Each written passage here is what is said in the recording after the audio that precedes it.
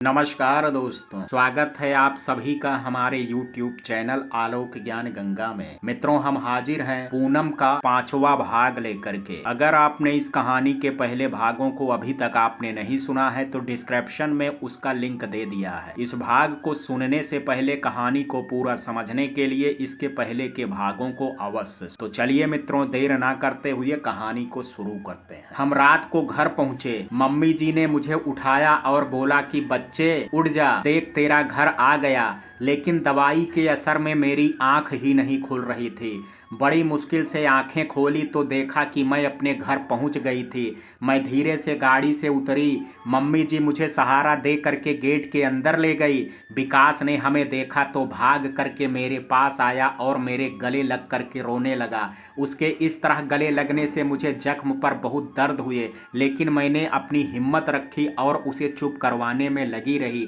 वो बोला कि दीदी आप ठीक है ना, मुझे आपकी बहुत चिंता होती थी।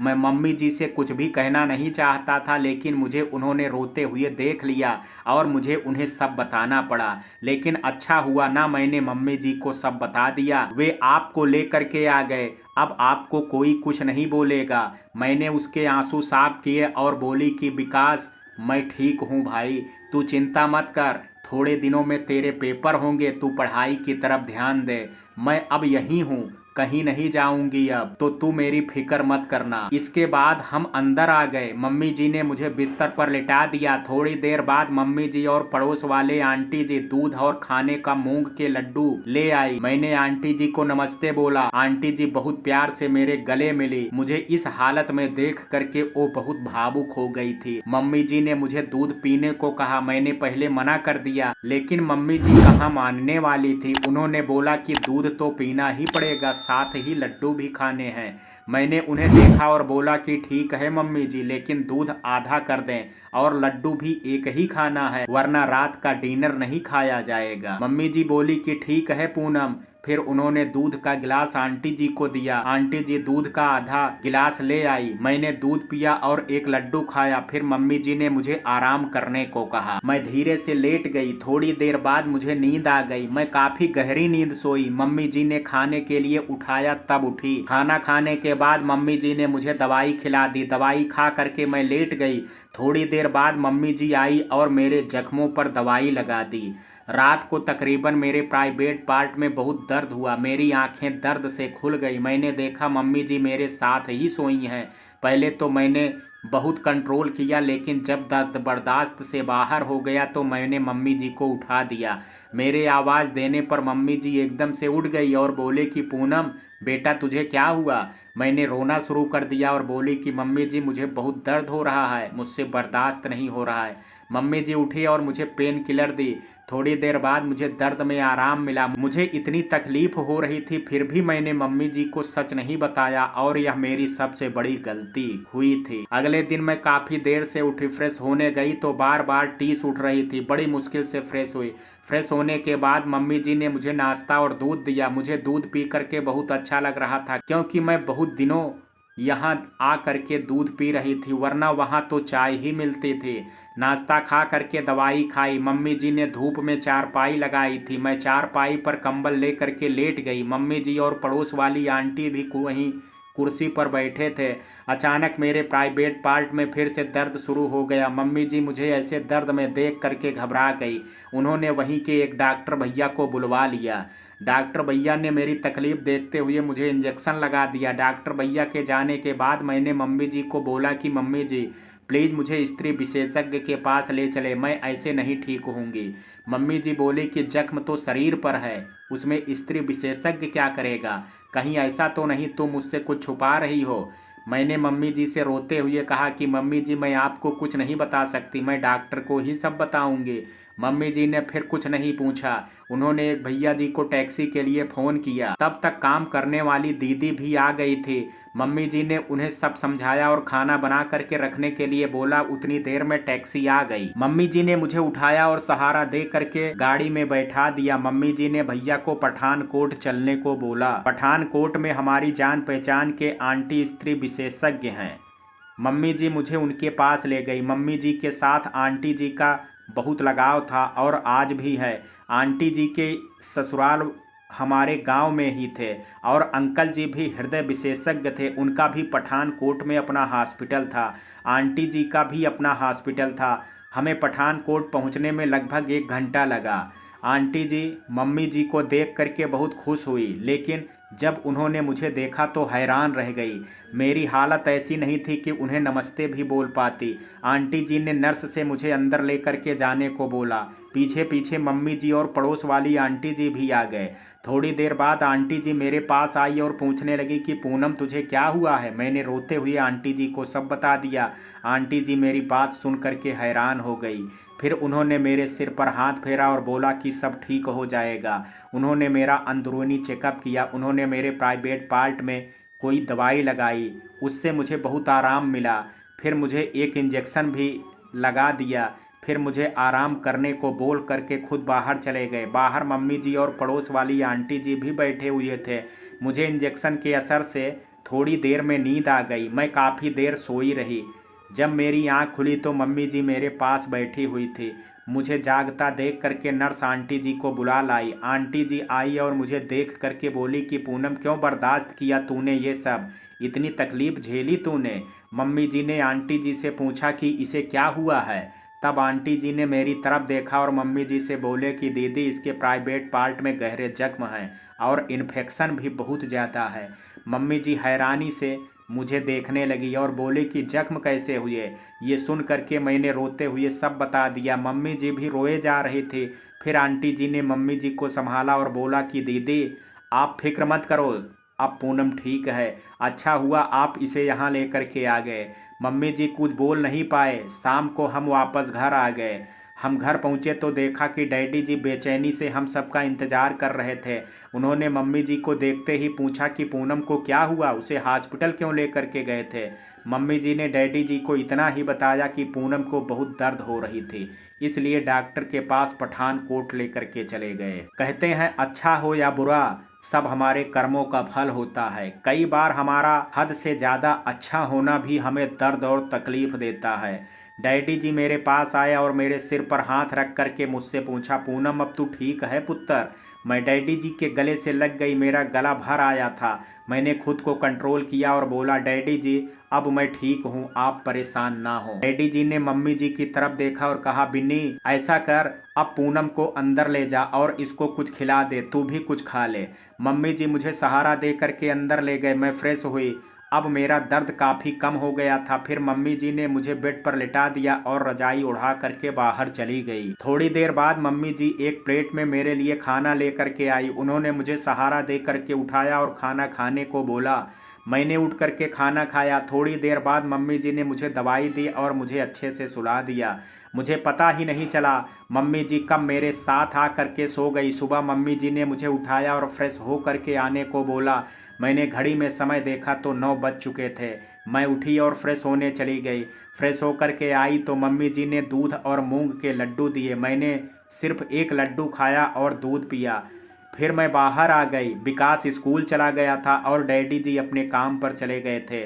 आंगन में चारपाई बिछी हुई थी। मैं धूप में बैठ गई थी। मम्मी जी नाश्ता बना रही थी। काम करने वाली दीदी भी आ गई थी। मम्मी जी मेरे लिए नाश्ता ले करके आई। मैंने नाश्ता किया, फिर दवाई खा करके लेट गई। थोड़ी देर बाद मम्मी जी मेरे लिए फ्रूट ले करके आई। मुझे काट करके खिलाया। मेरा दिल नहीं था खाने को, लेकिन मम्मी जी ने प्यार से खिलाया तो मना नहीं कर पाई। मम्मी जी को इतना प्यार देख करके मैं रो पड़ी। मम्मी जी भी भावुक हो गई थी। उन्होंने मुझे गले से लगाया और बोला कि नहीं बेटा अब रोना नहीं है, अब सब ठीक हो जाएगा। ऐसे ही दिन बीतने लगे। मैं धीरे धीरे ठीक हो रही थी। अभी मुझे आए 2 ही हफ्ते हुए थे कि मेरे नार्वे वाले मौसा जी और जलंधर वाले मौसा जी आए। उन्हें जब मेरे बारे में पता चला तो बिना देरी किए इंडिया आ गए थे और अगले ही दिन मुझसे मिलने आ गए। वो मुझे देख करके दुखी हुए और गुस्सा भी हुए कि हमने अब तक विवेक के खिलाफ FIR क्यों नहीं की। डैडी जी ने उन्हें समझाया कि हमें पहले पूनम की सेहत की फिक्र थी, उसकी सेहत हमारे लिए पहले है, बाकी सब उसके बाद। अगले दिन नाश्ता करने के बाद मैं डैडी जी और दोनों मौसा जी थाने गए और वहां पर FIR दाखिल कर दी। थाने वालों ने हमारे साथ एक महिला कांस्टेबल मेडिकल करवाने के लिए भेजा। जब मेडिकल करवा करके आए तो मौसी जी ने थानेदार को अलग से पैसे दिए और बोला कि कुछ भी हो जाए, जिस तरह उसने हमारी बेटी को दर्द दिया है उसे उससे भी ज़्यादा दर्द और तकलीफ होनी चाहिए। फिर हम सब घर आ गए। अगले दिन मौसी जी वापस जलंधर चले गए। अभी हमें केस फाइल किए 10-12 दिन ही हुए थे कि दोपहर को विवेक आया। उसके साथ एक और लड़का था। उसने मम्मी जी को बोला कि मुझे पूनम से मिलना है। मम्मी जी ने मना कर दिया कि पूनम आपसे नहीं मिलेगी। वो बोला आप पूनम से कहो कि मैं उससे मिलना अगर पूनम मना कर देगी तो मैं चला जाऊंगा। मम्मी जी ने मुझसे पूछा तो मैंने मना कर दिया कि मैं नहीं मिलना चाहती। मम्मी जी ने उसे बता दिया और ये सुन करके वो चला गया। ऐसे ही वो फिर थोड़े थोड़े दिनों बाद मुझसे मिलने आता रहा, लेकिन मैं हर बार मना कर देती। ऐसा करीब 5-6 बार हुआ। फिर एक दिन वो फिर आया। उस दिन मम्मी जी ने उसे बोला कि पूनम आपसे नहीं मिलना चाहती तो आप बार बार उससे क्यों मिलना चाहते हैं। उस दिन डैडी जी भी घर पर ही थे। उन्होंने थोड़ा देरी से काम पर जाना था। उस दिन वो मम्मी जी के पैर ही पड़ गया कि मुझे एक बार पूनम से मिलने दो। फिर मम्मी जी मेरे पास आए और बोले कि पूनम तू एक बार मिल ले, सुन ले वो क्या कहना चाहता है। मैंने फिर मना किया तो मम्मी जी बोली कि एक बार मेरे लिए उससे बात कर ले। मैंने मम्मी जी को देखा और पता नहीं क्या सोच करके मिलने के लिए हामी भर। बिना दर्द के आंखों में आंसू नहीं आते, बिना प्यार के रिश्ते नहीं निभाए जाते। हमें एक बात हमेशा याद रखनी चाहिए, किसी को रुला करके कभी भी सपने नहीं सजाए जाते। मैं कमरे पर बेड पर बैठी थी, वो मम्मी जी के साथ अंदर आया और कुर्सी पर बैठ गया।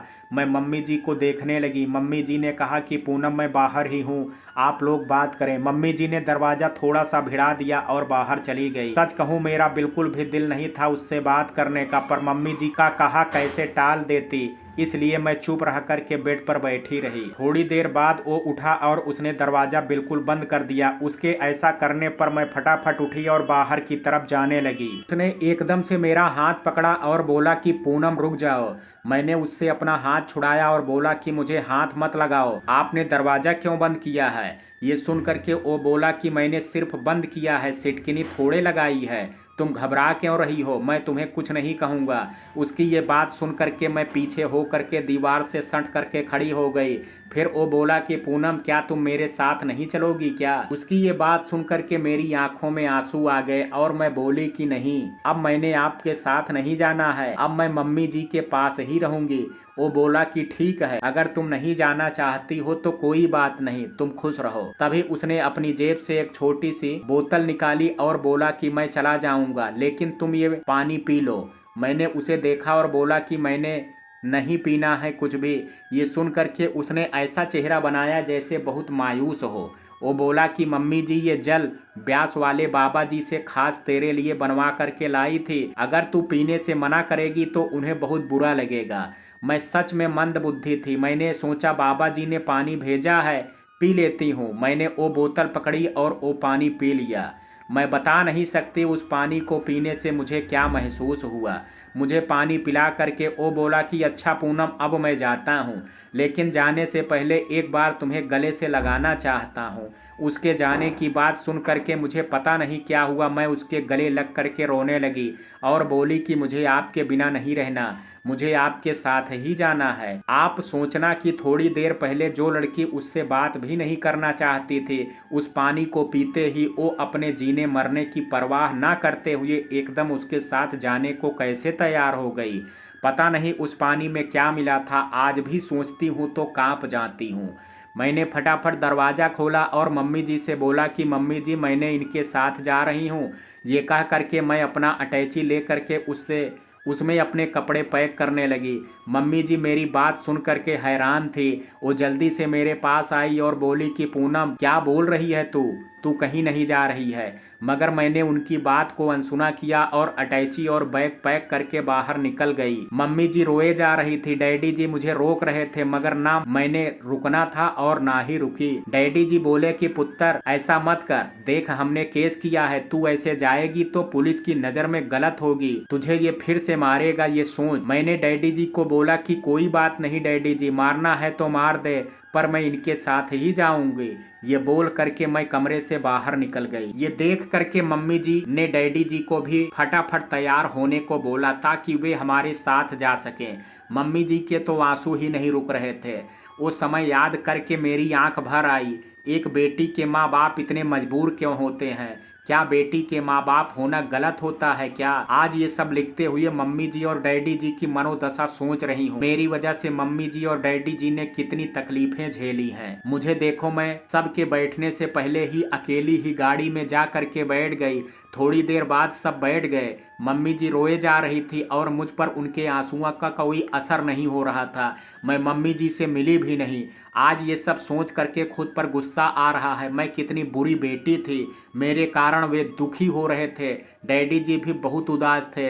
मैंने अपनी आंखें बंद की और उसकी छाती में मुंह दे करके सो गई। शाम को हम घर पहुंच गए तो देखा मेरी सास भी वहीं थी। मैंने उनके पैर छू लिए। उन्होंने मुझे देखा पर बोला कुछ भी नहीं।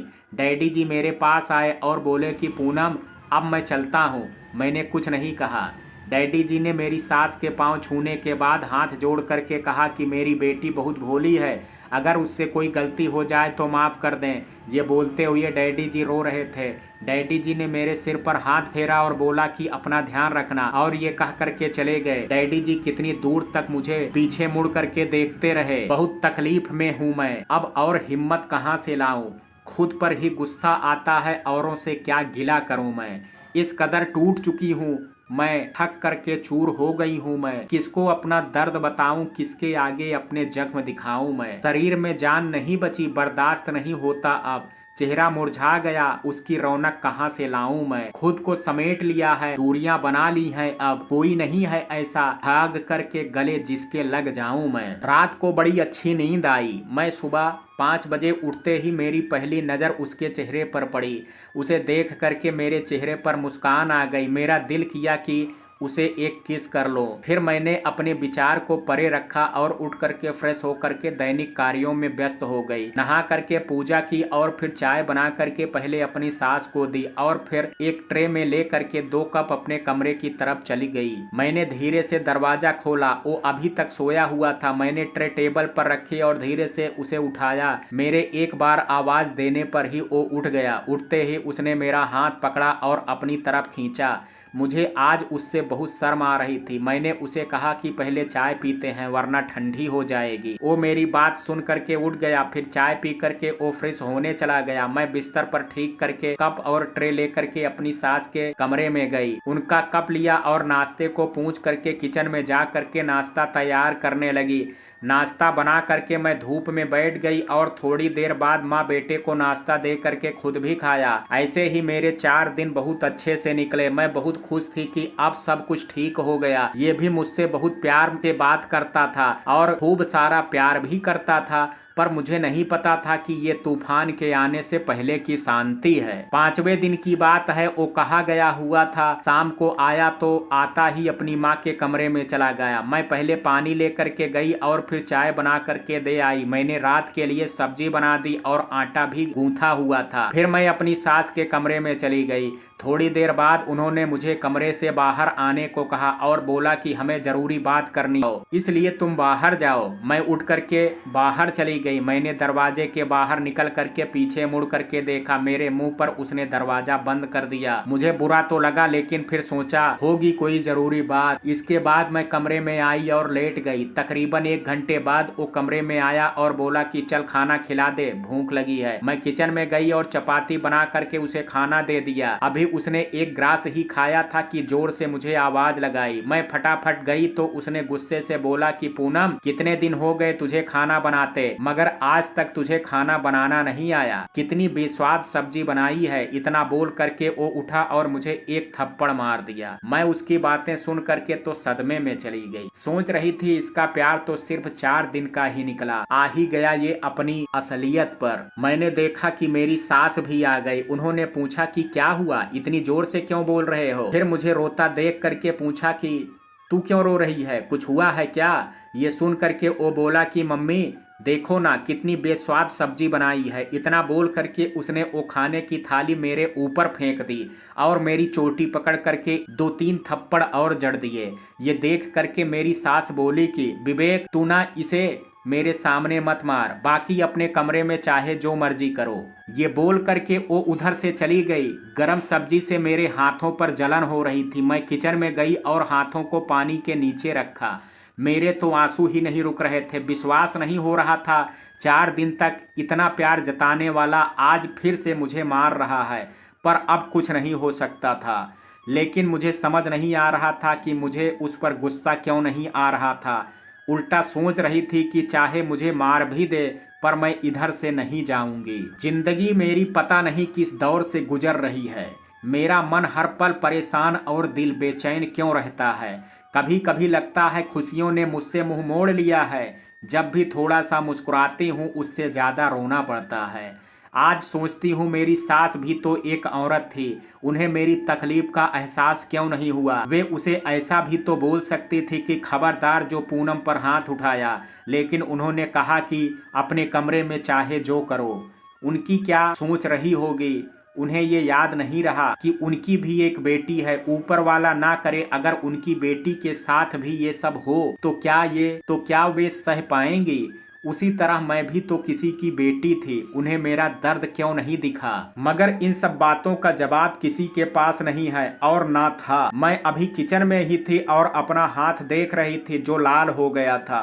तभी वो किचन में आया और बोला ज़्यादा नखरे मत कर और फटाफट मुझे खाना दे। मैंने रोते हुए उसे देख करके बोला कि और सब्जी तो है ही नहीं, यही सब्जी है जो मैंने बनाई है और आपकी ये सब्जी पसंद नहीं आई। वो बोला कि अब ज़्यादा मत बोल, जो भी सब्जी है दे दे। मैंने फटाफट उसे खाना दिया और वो अपनी प्लेट ले करके अपनी मम्मी के कमरे में चला गया। मेरे लिए सिर्फ एक चपाती थी, मैंने वही खाई और बर्तन साफ करके उसकी प्लेट ले करके आई और वो भी साफ कर दी। किचन साफ करके फ्रेश हुई और बाहर घूमने लगी। मुझे अब कमरे में जाने से डर लग रहा था, घबराहट हो रही, पता नहीं अब फिर मारेगा तो नहीं। पर यह भी सच था, अब मैं पूरी रात तो यहाँ घूम करके तो नहीं बिता सकती थी, चाहे बेमन से ही सही मगर मुझे कमरे में जाना ही पड़ता। थोड़ी देर बाद मैं कमरे में चली गई। मैंने देखा कि कमरे में कोई नहीं था। मुझे थोड़ी तसल्ली हुई और मैं जल्दी से रजाई ले करके लेट गई। थोड़ी देर में ही मुझे नींद आ गई। मुझे नहीं पता था वो कब दरवाज़ा खोल करके कमरे में आ गया।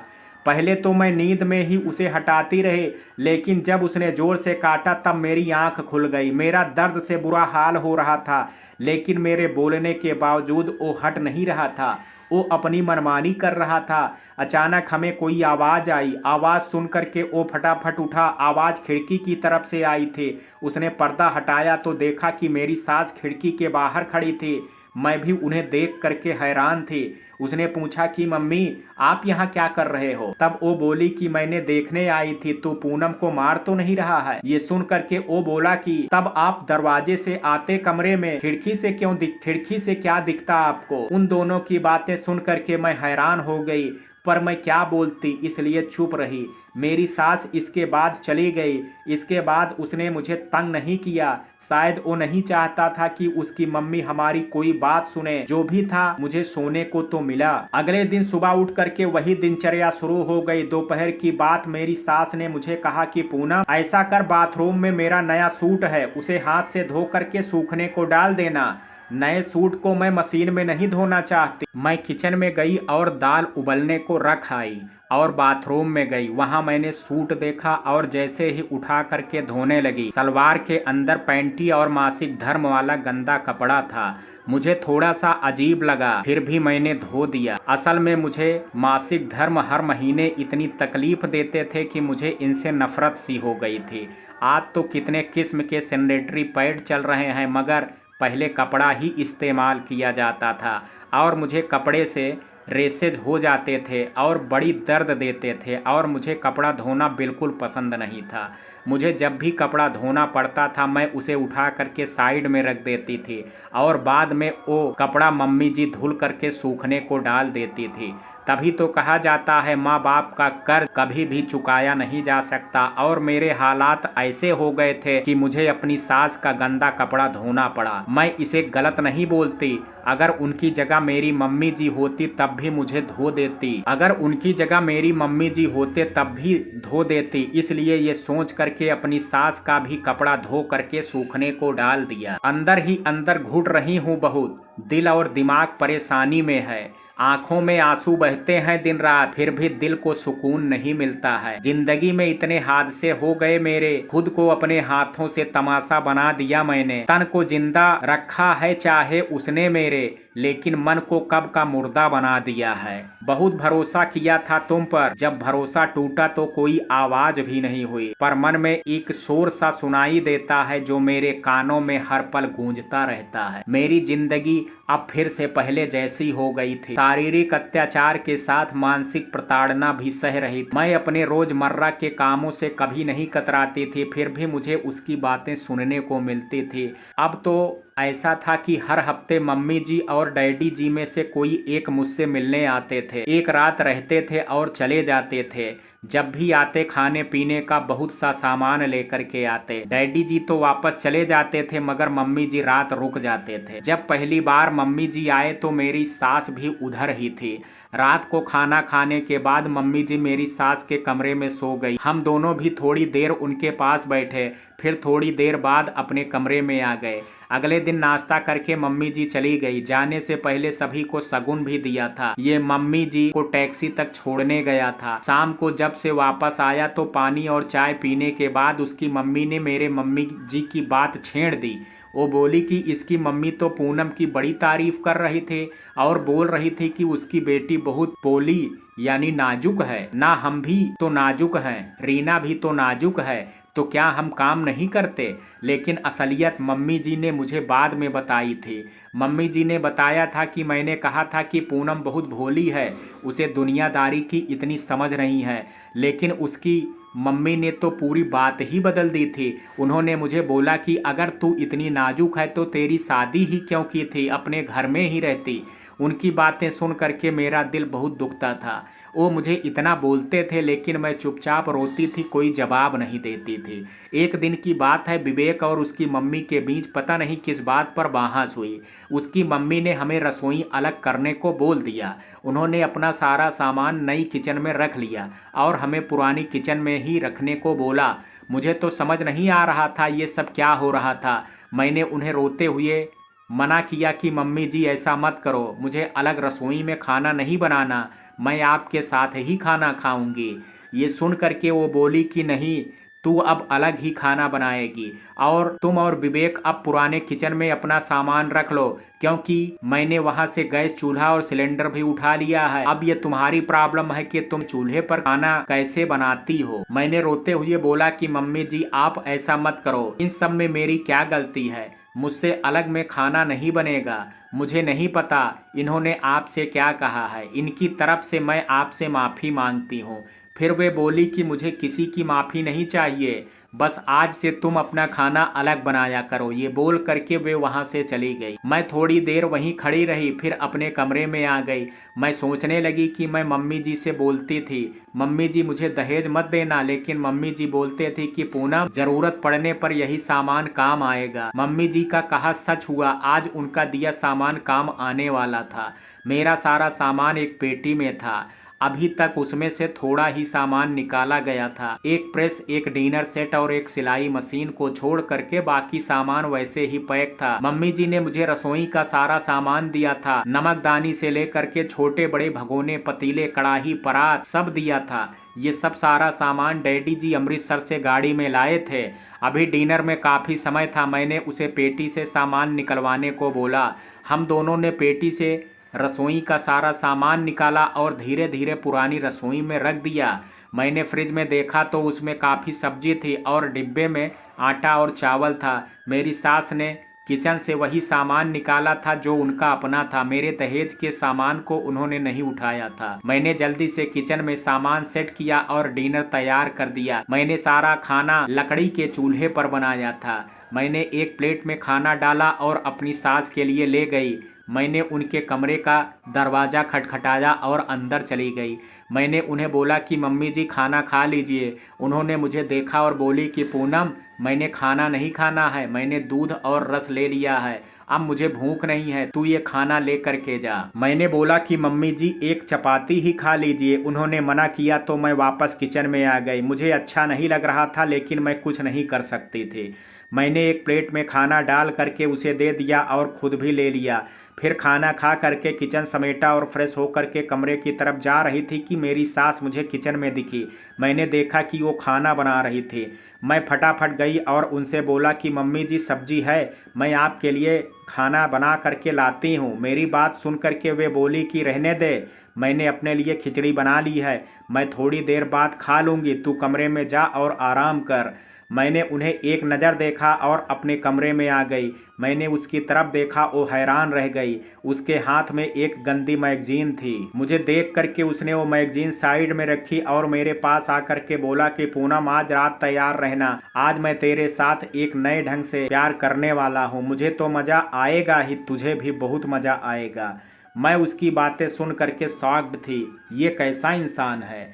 घर में इतनी बड़ी बात हो गई, हमारे किचन अलग हो गए, पर इसे कोई फर्क नहीं पड़ रहा है। मैंने उसे देखा और बोला कि आपने मम्मी जी से ऐसा क्या कहा कि उन्होंने हमें अलग किचन में खाना बनाने को बोल दिया? आपने कुछ तो बोला है जिससे मम्मी जी गुस्सा हो गई हैं। मेरी बात सुन करके उसने मेरी बाह पकड़ी और मेरी पीठ से लगा करके बोला कि तू अपने काम से काम रख, तुझे कोई मतलब नहीं है कि हम दोनों माँ बेटों के बीच में क्या बात हुई है, समझ गई ना? तेरा काम है मुझे खुश रखना और अपनी ये ड्यूटी अच्छे से निभा। ये बोल करके उसने मुझे जोर से धक्का मारा जिससे मैं दीवार से जा करके टकरा गई। फर्क मुझे भी पड़ता है, बुरा मुझे भी लगता है, फिर भी दूसरों को कहने देती हूँ। मैं हर किसी को समझा नहीं सकती, इसलिए जो वो करना चाहे करने देती हूँ। मैं अपनी किस्मत को बदल नहीं सकती, ये सोच करके खुद को समय की धारा में बहने देती हूँ। अभी मैं किसी को जवाब देने के लायक नहीं बनी, इसलिए खुद को तकलीफ सहने देती हूँ।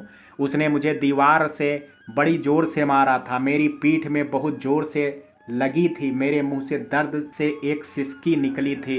आंखों में आंसू आ गए थे। मेरे मुंह से दर्द भरी आवाज सुन करके वो मेरे पास आया। उसने जोर से पिंच किया। मेरे दर्द से चीख ही निकल गई। ये सुन करके वो बोला कि ये दर्द ये होता है, पहले तो तेरी पीठ पर हल्की ही लगी थी, तभी तो तू धीरे से चिल्ला रही थी। अब तेरा दर्द देख करके दिल खुश हो गया। तुझे दर्द में देख करके मुझे बहुत अच्छा लगता है, तभी तो तुझे तकलीफ देने के नए नए तरीके ढूंढता रहता हूँ।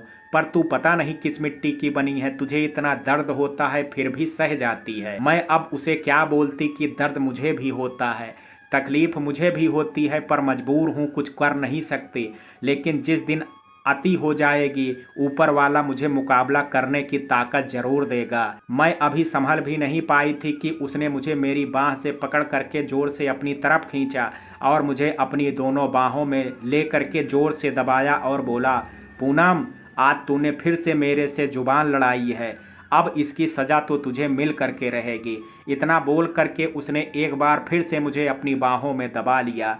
मेरी दर्द से हालत ख़राब हो रही थी। ऐसे लग रहा था जैसे मेरी हड्डियों को कोई तोड़ रहा है। मैं खुद को उससे जितना छुड़ाने की कोशिश करती, वो मुझे और ज़ोर से दबाता। मैं रो करके उसे छोड़ने को बोल रही थी, मगर मजाल है उस पर कोई असर हो जाए।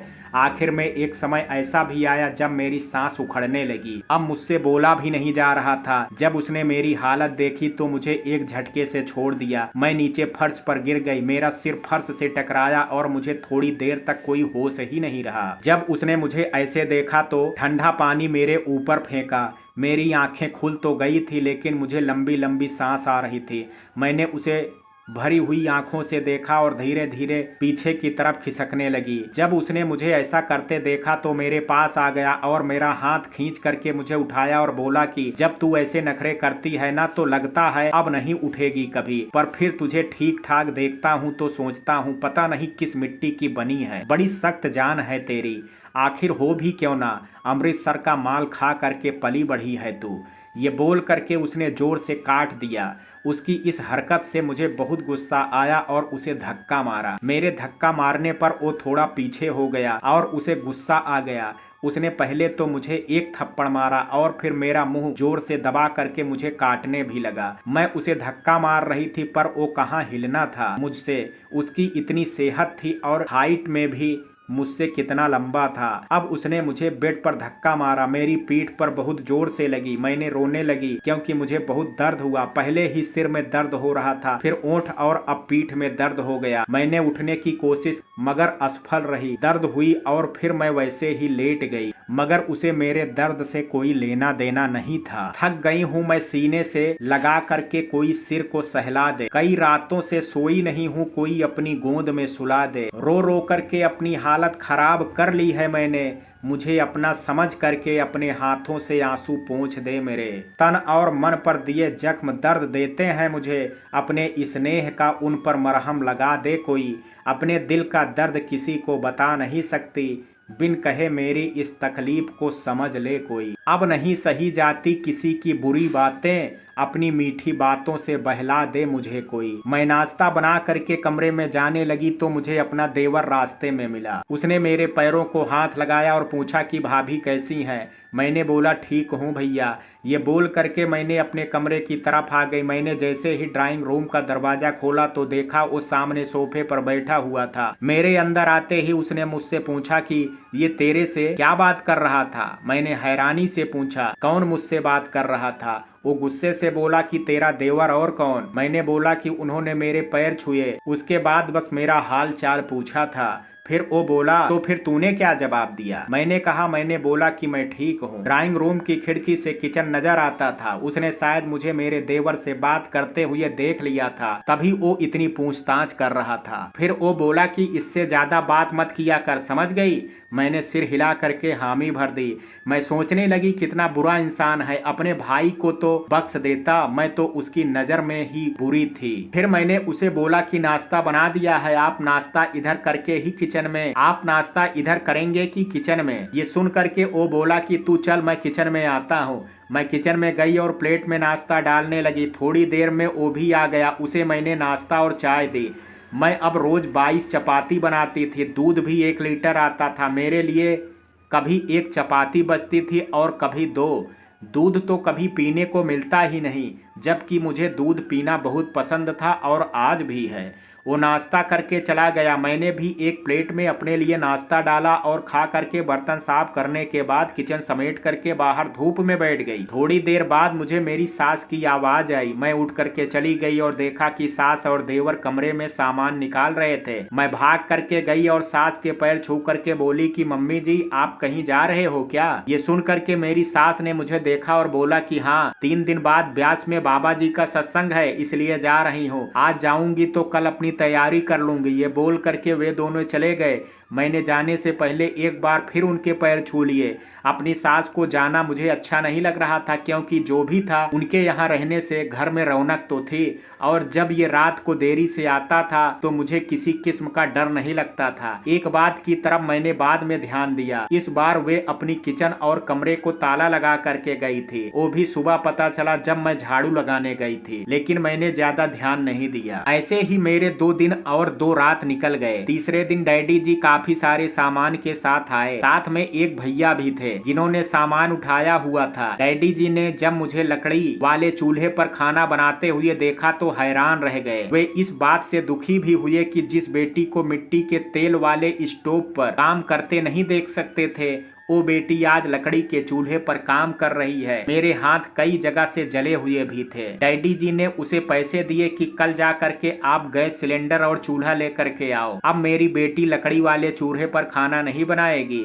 मुझे आज भी अच्छे से याद है, डैडी जी ने उसे 3000 रुपए दिए थे और उस समय 2 गैस सिलेंडर 1100-1200 रुपए में आ जाते थे और चूल्हा भी साथ में मिलता था। डैडी जी सब्जी और बाकी खाने पीने का काफी सामान लाए थे।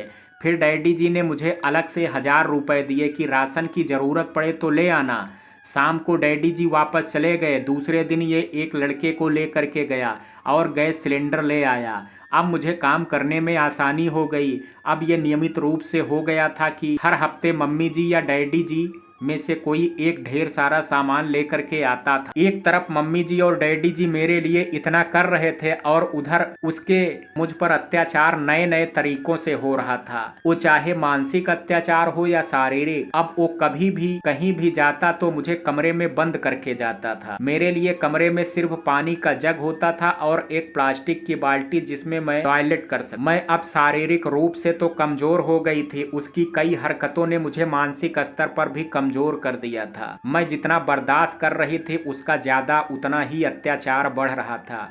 एक दिन रात को हम ड्राइंग रूम में डाइनिंग टेबल पर बैठ करके खाना खा रहे थे। होता ये था पहले वो खाता था और जो बच जाए वो मैं खाती थी। खाते खाते ही उसने मुझसे मेरे गहनों की बात की। वो मेरे गहने लेना चाहता था और मैंने मना कर दिया। उसने गुस्से में मेरे नाक पर मुक्का मार दिया। मुक्का लगते ही मेरे नाक से एकदम खून बहने लगा और उसके बाद मुझे कोई होश नहीं रहा और मैं बेहोश हो गई। मुझे आज भी याद है मुझे कितने समय बाद होश आया था और मैंने खुद को एक क्लिनिक में पाया था। मैं एक ऐसी लड़की थी जो हर पल को जी भर करके जीती थी, छोटी छोटी बातों से खुश हो जाती थी। लेकिन आज जब मैं खुद को देखती हूँ तो सोचती हूँ मैंने ऐसा क्या पाया जो खुद को ही खो दिया। हर समय उलझनों से घिरी रहती हूँ। लोगों की भीड़ में कोई अपना नहीं लगता। मेरी तकलीफें, मेरी परेशानी, मेरा दर्द कब खत्म होगा, बस यही सोच मुझे अंदर से खाए जाती है। देर रात मुझे होश आया तो मैंने खुद को एक क्लिनिक में लेटे हुए पाया था। डॉक्टर ने मुझे दवाई दी और बोला कि अब आप इधर ही कहीं आराम करो, इतनी रात को पैदल कैसे जाओगी। मुझे थोड़ी देर बाद उसने उठाया और क्लिनिक से बाहर लेकर के आ गया। मैंने देखा तो बाहर गाँव के लोग खड़े थे। मुझे ठीक देख करके उन्होंने घर वापस जाने की बात की और वे सब चले गए। वो भी मुझे ले करके रेस्ट हाउस में चला गया। वहां जा करके उसने एक कमरे में मुझे लेटने को कहा। थोड़ी देर बाद उसने मुझे दवाई खिला दी और थोड़ी देर बाद मुझे नींद आ गई। सुबह मेरी काफ़ी देर से आँख खुली, लगभग सुबह के 10 ही बज गए थे। उसने जब मुझे उठे हुए देखा तो मेरे लिए नाश्ता लेकर के आ गया। मैंने नाश्ता किया और उसके बाद उसने मुझे दवाई खिला करके थोड़ी देर आराम करने को कहा। मैंने दवाई खाई और फिर से लेट गई। मुझे कमजोरी बहुत हो रही थी, इसलिए दवाई खाते ही फिर से मुझे नींद आ गई। दोपहर को 2 बजे के करीब इसने मुझे उठाया और खाना खाने को दिया। थोड़ी देर बाद इसने मुझे बोला कि चलो उठो, मैंने टैक्सी मंगवा ली है। मैं उठी और उसने मुझे सहारा दे करके टैक्सी में बैठाया। जहां तक टैक्सी जाती थी वहां तक टैक्सी में गए और उसके बाद पैदल। मुझसे चला नहीं जा रहा था, फिर भी मैं जबरदस्ती चल रही थी। रास्ते में 4-5 बार मैं आराम करने के लिए बैठी। घर पहुंच करके मैं फ्रेश होने के बाद अपने कमरे में जा करके लेट गई। थोड़ी देर बाद पड़ोसी मुझसे मिलने आए। एक आंटी रात को खाना भी दे गए और बोला कि सुबह का नाश्ता मत बनाना, मैं बना करके ले आऊंगी। ये वही आंटी थी जो मेरे गर्भपात के समय आते थे। रात का खाना आंटी जी ने मुझे खिलाया और फिर मुझे आराम करने को बोल करके अपने घर चले गए। थोड़ी देर बाद दवाई खा करके मैं सो गई। मुझे नहीं पता वो कब मेरे साथ आ करके सोया। सुबह मेरी आंख तब खुली जब मुझे वॉशरूम जाने की ज़रूरत महसूस हुई। मैंने अकेले उठ करके जाने की कोशिश की और मैं धीरे धीरे दीवार का सहारा लेकर के वॉशरूम जा करके आ गई और आ करके फिर से सो गई। सुबह मुझे आंटी जी ने उठाया। आंटी जी मेरे लिए दलिया बना करके लाई थी। मैं ब्रश पहले ही करके आ गई थी। मैंने ब्रेकफास्ट किया। आंटी जी मेरे पास ही बैठ गए। जब आंटी जी मेरे पास बैठे होते थे तो वो उठ करके बाहर चला जाता था। मुझे कल रात से दिमाग से बात आ रही थी लेकिन समझ नहीं आ रहा था किससे पूछूं। थोड़ी देर बाद ये आया और बोला कि आंटी जी आप थोड़ी देर पूनम के पास बैठो, मैं जरूरी काम से जा रहा हूँ, आधे घंटे में आ जाऊँगा। ये बोल करके वो चला गया। मुझे मौका मिल गया और मैंने आंटी जी से पूछा कि आंटी जी मुझे क्या हुआ था। तब आंटी जी ने बताया कि बेटा हमें पूरा तो पता नहीं लेकिन हम रात को खा पी करके लेटे हुए थे कि विवेक की आवाज हमारे कानों में पड़ी। वो जोर जोर से सभी को आवाज दे करके बुला रहा था। हम सब भी उठ करके फटाफट आपके घर की तरफ भागे। दूसरे पड़ोसी भी आ गए। अंदर आ करके देखा तो तू नीचे गिरी हुई थी। मैं फटाफट तेरे पास आई तो देखा तेरे नाक से खून बह रहा था और तुझे कोई होश नहीं था। मैंने एक कपड़े से तेरा खून साफ किया, बाद में सभी गांव वालों ने मिल करके तुझे चारपाई पर लिटाया और तुझे हॉस्पिटल की तरफ ले गए। साथ में मेरा बेटा और तेरे अंकल भी थे। विवेक बार बार तुझे चेक कर रहा था, तेरी सांस भी धीमी चल रही थी। सरकारी अस्पताल तो बहुत दूर था, जो पहला क्लिनिक आया वहीं तुझे दिखा दिया। तेरे अंकल बता रहे थे कि तेरा ब्लड प्रेशर बहुत कम हो गया था और डॉक्टर ने बोला कि अगर आधा घंटा भी देरी से आते तो शायद तेरा बचना मुश्किल हो जाता। ये बोल करके आंटी जी चुप हो गई। मेरी आंखों में आंसू आ गए थे। आंटी जी ने मुझे चुप कराया और बोला कि विवेक बता रहा था तेरी नकसीर फूट गई थी, इसलिए तेरी नाक से इतना खून बह रहा था। उनकी बात सुन करके मैं क्या बोलती, मैंने हाँ जी में अपना सिर हिला दिया। अभी हम बात कर ही रहे थे कि वो भी आ गया। थोड़ी देर बाद आंटी जी चली गई। वो मेरे पास आया और बोला कि पूनम अब कैसी है तू? मैं तो तेरी हालत देख करके डर ही गया था। मैंने सोचा तू तो गई पर बच गई। ये बोलते हुए वो मुस्कुराते हुए मुझे देख रहा था। मुझे समझ नहीं आ रहा था वो मेरे ठीक होने से खुश है या दुखी है। अब मैं क्या बोलती, पर उसके बाद उसने जो बोला वो सुन करके मैं हैरान रह गई। वो बोला कि देख अब तो तू ठीक है, आंटी दोपहर और रात का खाना भी दे जाएंगी। वो मुझे बोल करके गई हैं, तू रात तक खूब आराम कर ले। आज रात को तैयार रहा, तुझे मजा दूंगा खूब सारा और खूब भी मजा लूंगा। 2 दिन हो गए मुझे अच्छे से नींद नहीं आई, तू साथ सोई थी। सोच मैं खुद को कैसे कंट्रोल करता था। ये सुन करके मैं बोली कि आपको पता है ना मेरी तबीयत खराब है, फिर भी आप ऐसी बात कर रहे हैं। आपको मुझ पर बिल्कुल तरस नहीं आता क्या? वो बोला कि ना 2 दिन से तरस तो खा रहा था, तू आराम कर रही थी ना, मैंने तुझे तंग किया क्या? तुझे अब ज्यादा बकवास किया तो देख लेना, फिर मुझसे बुरा कोई नहीं होगा। अभी भी आराम करने को बोल रहा हूँ ना, दवाई खा और चुपचाप सो जा, दोपहर को खाने के समय उठ जाना। मैं अब कुछ नहीं बोली और दवाई खा करके सोने की कोशिश करने लगी। मैं सोचने लगी अब ये नहीं मानने वाला, इसने जो सोचा है वो करके ही रहेगा। अब मैं खुद को अगले दर्द के लिए मानसिक रूप से तैयार करने लगी और थोड़ी देर बाद यही सब सोचते हुए नींद के आगोश में चली गई। शायद दवाई में नशा था ताकि मैं शारीरिक और मानसिक दोनों तरह से आराम कर सकूं। इतना कुछ होने के बाद भी खुद को संभाल लिया है, जमाने के हिसाब से खुद को ढाल लिया है। गम इस बात का मेरे एहसासों को कोई ना समझा, उलझन में हूँ अभी मेरे साथ और क्या होगा। तकलीफ होती है जब कोई मेरा दर्द देख करके अनदेखा करे, पहले से दिए जख्म पर और जख्म दे। क्या ऊपर वाला कभी मुझ पर रहम खाएगा? कोई है जो तन के नहीं मन के जख्मों को संभालने आएगा। दोपहर को आंटी जी ने जब मुझे उठाया तब मेरी आंख खुली। वे एक प्लेट में मेरे लिए खाना लेकर के आई थी। मैंने पहले वॉशरूम जा करके फ्रेश हुई, उसके बाद आकर के खाना खाया। आंटी जी मेरे लिए मूंग की दाल की खिचड़ी बना करके लाई थी। मुझे खिचड़ी बहुत ज़्यादा स्वादिष्ट लगती थी और आज भी लगती है। अगर आप मुझे 3 समय खिचड़ी खाने को बोलो तो मैं खुशी खुशी खाने को तैयार हूँ। खिचड़ी खाने के बाद थोड़ी देर तक मैंने आंटी जी से बातें की, फिर उन्होंने मुझे दवाई खा करके आराम करने को बोला और चली गई। थोड़ी देर बाद मैंने दवाई खाई और लेट गई। लेटे हुए सोचने लगी कि मेरे ससुराल वालों से अच्छे तो ये गांव वाले हैं, मेरी कितनी केयर कर रहे हैं। नहीं तो आजकल के समय में कौन किसी की इतनी देखभाल करता है। ये सब सोचते हुए मुझे नींद आ गई और मैं फिर से दवाई के कारण गहरी नींद में सो गई। शाम को इसके उठाने पर मैं उठी और फ्रेश होकर के कमरे में आ गई। वो मेरे लिए चाय बना करके लाया और साथ में बिस्किट भी थे। मुझे चाय दे करके बोला कि सुन, तूने जितनी सेवा करवानी है आज रात तक करवा ले, क्योंकि कल सुबह से तू फिर से वापस अपनी ड्यूटी पर आ रही है, समझ गई ना? मैंने धीरे से उसकी तरफ देखा पर कुछ नहीं बोली। सच कहूँ तो मुझे इतनी कमजोरी हो रही थी जैसे शरीर में जान ही ना हो। पर जो भी था, मैंने कितने दिन आराम करती, 2 दिन खूब आराम किया था। अब अपनी ड्यूटी तो करनी ही पड़ेगी। आखिर आंटी जी कब तक खाना देती। मैंने चाय पी और धीरे धीरे बाहर की तरफ चली गई। मैं बाहर चेयर पर बैठ गई। आज काफी समय बाद बाहर बैठ करके अच्छा लग रहा था, लेकिन डर भी लग रहा था कि रात को अब ये मुझे फिर दर्द देगा। ये सोच करके ही मेरे शरीर के रोंगटे खड़े हो गए। मेरा अब बाहर बैठने का मन नहीं किया। मैं कमरे में आ करके लेट गई। मेरी आंखों में आंसू आ गए थे। मैंने अपने आंसू साफ किए और करवट लेकर के सो गई। थोड़ी देर में में मुझे फिर से नींद आ गई। पता नहीं मैं कितनी देर तक सोई रही। मैं रात को तब जागी जब आंटी जी की आवाज मेरे कानों में पड़ी। वो मुझे खाना खाने के लिए उठा रही थी। उन्हें देख करके मेरे चेहरे पर मुस्कान आ गई और मैं उठ करके फ्रेश होने चली गई। फ्रेश होकर के आई तो आंटी जी ने मुझे खाना दिया और खाना खाते समय आंटी जी मेरे पास ही बैठी रही। मैंने खाना खत्म किया और प्लेट रखने के लिए उठने लगी तो आंटी जी ने मेरे हाथों से प्लेट ले ली और बोली कि बेटा तू क्यों उठ रही है, मैं रख दूंगी, तू आराम कर। आंटी जी को याद करके इस समय लिखते हुए भी मेरे चेहरे पर स्माइल है,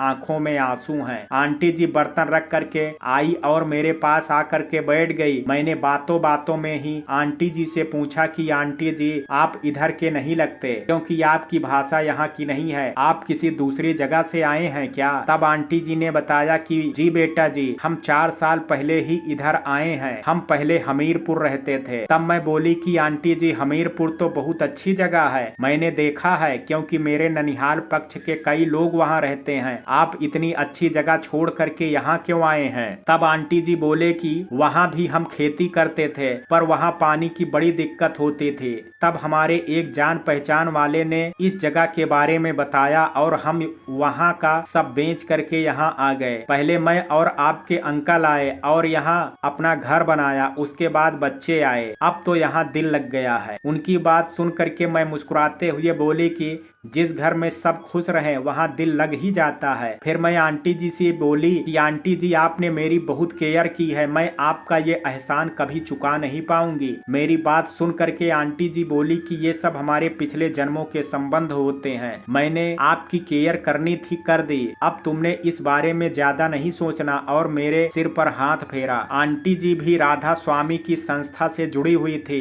उन्होंने और अंकल जी ने भी ब्यास वाले बाबा जी का नाम लिया था। फिर मैंने आंटी जी को बोला कि आंटी जी अब मैं काफी ठीक हूँ, अब आप खाना लेकर के मत आना, मैं सुबह उठ करके ब्रेकफास्ट बना लूंगी। आंटी जी ने मुझे देखा और बोला मुझे तो नहीं लगता है कि तुम्हारी तबीयत अभी पूरी तरह ठीक है, ऐसा करती हूँ कल का ब्रेकफास्ट और लंच मैं ले आऊंगी, तुम रात का खाना बना लेना। मैंने मना किया पर वे नहीं मानी। उसने जब मना किया तो आंटी जी ने उसकी बात भी नहीं मानी। वो मुझे गुस्से से देख रहा था। अब इसमें क्या कर सकती थी मैंने तो मना किया, उसने भी तो मना किया था, आंटी जी ने उसकी बात कहाँ मानी थी। थोड़ी देर बाद आंटी जी चली गई, मैं भी फ्रेश होने चली गई, आ करके दवाई खाई और लेट गई। सोच रही थी हे भगवान अब ये मुझे बस थोड़ी देर सोने दे, पर मेरा चाहा आज कल कहाँ पूरा हो रहा था। मैं सीधी लेटी हुई थी, वो ड्राइंग रूम में टीवी देख रहा था। मुझे थोड़ी देर बाद नींद आ गई, मैं जैसी लेटी थी वैसी ही सो गई। मुझे तो उसके आने का पता तब चला जब मुझे दर्द हो रहा था, पर नींद से बोझिल मेरी आंखें खुल ही नहीं रही थी। रोना आता है, बहुत रोना आता है कभी कभी,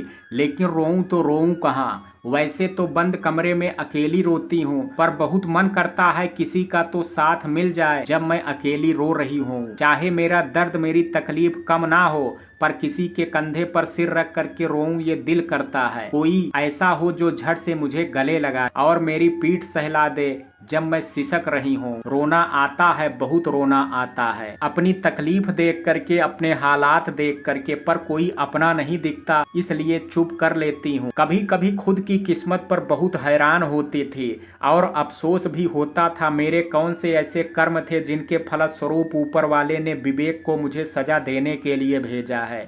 पता नहीं मेरी ये सजा कब खत्म होगी भी या नहीं। ऐसे ना हो मेरे मरने के बाद भी मुझे मेरे कर्मों का भुगतान करना पड़े। मेरी ये सारी बातें सिर्फ मेरे दिमाग में ही चल रही थी, क्योंकि कोई ऐसा नहीं था जिससे मैं ये सारे सवाल करूं और मुझे जवाब मिल जाए। मैं उठी और थोड़ी देर बाहर ड्राइंग रूम में बैठ गई। फिर अपने चारों तरफ देखा तो सारा फर्नीचर गंदा लग रहा था। मैंने पहले झाड़ू लगाया और फिर धीरे धीरे फर्नीचर की सफाई की। अब मैं थक गई थी। मैं बाथरूम जा करके फ्रेश हुई और हाथ मुंह धो करके कमरे में आ करके लेट गई। दवाई मैंने खा ली थी। थोड़ी देर में ही मुझे नींद आ गई। मेरी आंख तब खुली जब मुझे कोई उठा रहा था। मेरे कानों में मम्मी जी की आवाज़ आ रही थी, पर आंखें खोलने में समय लगा। मैंने जब आंखें खोल करके देखा तो मुझे मम्मी जी और डैडी जी दिखे। उन्हें देख करके मैं भावुक हो गई। मम्मी जी ने मुझे उठाया और गले से लगा लिया। मैं मम्मी जी के गले लग करके जोर जोर से रो पड़ी। मम्मी जी भी रो रही थी। मम्मी जी बोली, मेरे बच्चे क्या हाल हो गया है तेरा, कितनी कमजोर हो गई है तू, तेरी तबीयत इतनी खराब थी तो हमें फोन ही कर देती, मैं अब क्या बोलती। मैं मम्मी जी के गले लग कर के रोती रही। मम्मी जी मेरी पीठ सहला रही थी और मुझे चुप होने को बोल रही थी। मेरा जब रोना बंद हुआ तो मैं बोली, मम्मी जी आज मुझे आपकी बहुत याद आ रही थी, मैं ऊपर वाले से बार बार आपके आने के बारे में बोल रही थी और देखो आज ऊपर वाले ने मेरी प्रार्थना स्वीकार कर ली और आप और डैडी जी आ गए। फिर मेरा ध्यान डैडी जी की तरफ गया, उनकी आंखों में भी आंसू थे। मैं डैडी जी के गले लग करके रो पड़ी। डैडी जी ने मुझे चुप करवाया। फिर डैडी जी ने मुझसे पूछा, पुत्र तुझे क्या हुआ है, तेरी नकसीर फूट गई थी क्या, पर इससे पहले तो तुझे कभी ऐसी तकलीफ नहीं हुई। मैं हैरानी से डैडी जी को देख रही थी। मैंने डैडी जी से पूछा, डैडी जी आपको ये सब कैसे पता चला। डैडी जी ने मेरे सिर पर हाथ फेरा और बोला, पूनम तू चाहे यहाँ आ गई है पर तेरी फिक्र हर पल रहती है मुझे पुत्र। जहाँ गाड़ी खड़ी करते हैं वहाँ पर एक दुकानदार है, उन्होंने ही हमें तेरे बारे में बताया कि आप इतने दिनों बाद आ रहे हैं, आपकी बेटी इतनी बीमार हो गई थी। फिर मेरे पूछने पर उन्होंने बताया कि आपकी बेटी को रातों रात चारपाई पर लाया गया था क्योंकि वो बेहोश हो गई थी। उनकी बात सुन करके हम दोनों घबरा गए थे, फिक्र हो रही थी कि तू ठीक तो होगी या नहीं। फिर उन्होंने बताया कि तेरी नकसीर फूट गई थी इसलिए तुझे डॉक्टर के पास लेकर के गए थे। अब तू ही बता क्या हुआ था तुझे। मुझे समझ नहीं आ रहा था कि डैडी जी को क्या बताऊं। फिर मैंने मम्मी जी की तरफ देखा। अभी मैं कुछ बताने ही जा रही थी कि मेरा ध्यान दरवाजे की तरफ गया। वो दरवाजे की आड़ से खड़ा होकर के हमारी बातें सुन रहा था। मैंने फिर झूठ बोल दिया कि डैडी जी पता नहीं कैसे मेरे नाक से खून निकलने लगा और मैं बेहोश हो गई। डैडी जी ने मुझे ध्यान से देखा और पूछा कि तू सच बोल रही है ना, कोई और बात तो नहीं है ना। मैं बोली, नहीं डैडी जी यही बात है, आप चिंता ना करें। अभी हम बात कर ही रहे थे कि आंटी जी खाना लेकर के आई। आंटी जी और मम्मी जी बड़े प्यार से एक दूसरे से गले मिली। आंटी जी ने सबसे पहले मुझे खाना खिलाया और फिर मम्मी जी और डैडी जी को भी खाने के लिए पूछा। मम्मी जी बोले कि हम खाना खा करके आए हैं, आपने पूछा हमारे लिए यही बहुत बड़ी बात है। वो तो ड्राइंग रूम में ही खा लेता था। थोड़ी देर बाद डैडी जी बाहर गए। जब वो वापस आए तो उनके हाथ में काफी थैले थे और उनके पीछे एक भैया चल रहे थे जिनके हाथों में एक बहुत बड़ा बैग था। उन्होंने वो सारा सामान कमरे के एक कोने में रख दिया। मम्मी जी उठे और उन्होंने उस सामान में से काफी फल और मिठाई निकाल करके एक तरफ निकाल करके रख दिया। मैंने मम्मी जी को बताया कि मम्मी जी आंटी जी ने बिल्कुल आपकी तरह मेरा ध्यान रखा है, बहुत ध्यान रखा मेरा और मुझे खाना भी नहीं बनाने दिया। मम्मी जी ने उन्हें धन्यवाद बोला और कहा कि कौन करता है आजकल कोई किसी के लिए ये सब। थोड़ी देर बाद जब आंटी जी सब अपने घर जाने लगी तो मम्मी जी उठी और मम्मी जी ने एक कैरी बैग में फल और मिठाई डाल करके आंटी जी को दे दिया। आंटी जी मना करती रही पर मैंने जबरदस्ती उन्हें कैरी बैग पकड़ा दिया। आंटी जी ने मेरे सिर पर हाथ फेरा। जब वे जाने लगी तो मम्मी जी ने उन्हें दोबारा आने को कहा और अब खाना लाने को भी मना कर दिया। आंटी जी ने मुझे एक नजर देखा और बाहर चली गई। मम्मी जी उन्हें बाहर तक छोड़ने गई। मैं लेट गई। थोड़ी देर बाद मम्मी जी और डैडी जी अंदर आए और डैडी जी बोले, पूनम पुत्र मैं आज जा रहा हूँ पर तेरी मम्मी भी थोड़े दिनों तक तेरे पास रहेंगी, मैं थोड़े दिनों बाद आ करके ले जाऊंगा। डैडी जी की ये बात सुन करके मैं खुश हो गई। कहते हैं सबसे बड़ा रिश्ता गठबंधन है, पर एक सच ये भी है जो तन को छुए वो सिर्फ बंधन है, जो तन और मन दोनों को छू ले वही गठबंधन है। मैंने उसकी तरफ रोते हुए देखा। उसके चेहरे देख सकता था उसे मम्मी जी की बात सुन करके थोड़ा फर्क तो पड़ा है। उसने मुझे देखा और दरवाजा बंद कर दिया, फिर रजाई लेकर के सो गया। मेरा दिल कर रहा था कि मम्मी जी के पास जाऊं और उन्हें चुप करवा दूं, पर मुझे पता था मम्मी जी मुझे फिर से उनके साथ चलने को बोलेंगी। ये सोच करके मैंने रजाई ली और करवट लेकर के रोती रही।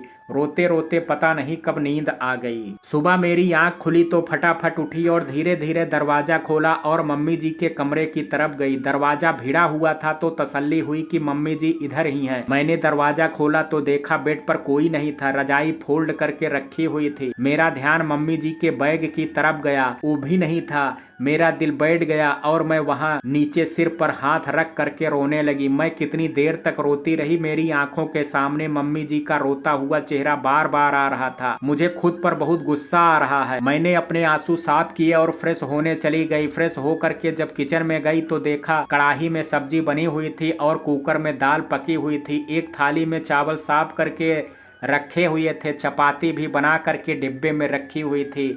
ये सब देख करके मेरी आंखों में फिर से आंसू आ गए। मुझे नहीं लगता मम्मी जी रात को एक पल के लिए भी सोई होंगी। मैं कमरे की तरफ गई तो देखा मम्मी जी ने झाड़ू पोंछा भी कर दिया था। ये सब देख करके मेरा मन बहुत उदास हो गया। मम्मी जी को अपनी बेटी की इतनी फिक्र थी कि जाने से पहले भी सारा काम करके गए थे ताकि मैं आराम कर सकूं। मैं अपने कमरे में आई और अलमारी में से कपड़े निकाल करके नहाने चली गई। पता नहीं क्यों मम्मी जी के ऐसे जाने से बहुत बेचैन सी हो रही थी। मुझे उनका रोता हुआ चेहरा देख करके बहुत दुख हो रहा था। मैं नहाते हुए सोचने लगी कि जब मैं 10वीं कक्षा में पढ़ती थी तो मेरे जर्मनी वाले और छत्तीसगढ़ वाले मौसी एक ही दिन शादी हुई थी। छत्तीसगढ़ वाले मौसी की बारात गगरेट के पास एक गांव है वहीं से आई थी, क्योंकि मौसा जी का पैतृक गांव वहीं था। और जर्मनी वाले मौसा जी की बारात दौलतपुर चौक के पास से आई थी। ये दोनों स्थान हिमाचल प्रदेश के ऊना जिले के अंतर्गत आते हैं। मुझे याद है शादी के बाद जब वे हमारे घर आए तो कितने खुश लग रहे थे। दोनों मौसी कितनी प्यारी लग रही थी। उनकी शादी के बाद ननिहाल परिवार में मेरी ही शादी हुई थी, मगर जब मैं आज खुद को देखती हूँ तो मेरे चेहरे का सारा नूर कहीं खो गया था। मेरे बेदाग चेहरे और शरीर पर कितने जख्म और निशान हो गए हैं, ये सोचते सोचते मैं नहाने लगी और बाथरूम से बाहर आ गई। मैंने पूजा की और मम्मी जी वाले कमरे में चली गई। मैंने रजाई ली और लेट गई। मम्मी जी की बहुत याद आ रही थी। उनकी याद करते हुए फिर रो पड़ी। दिल कर रहा था कि काश मम्मी जी आ जाएं। अभी ये सोच ही रही थी कि बाहर एकदम से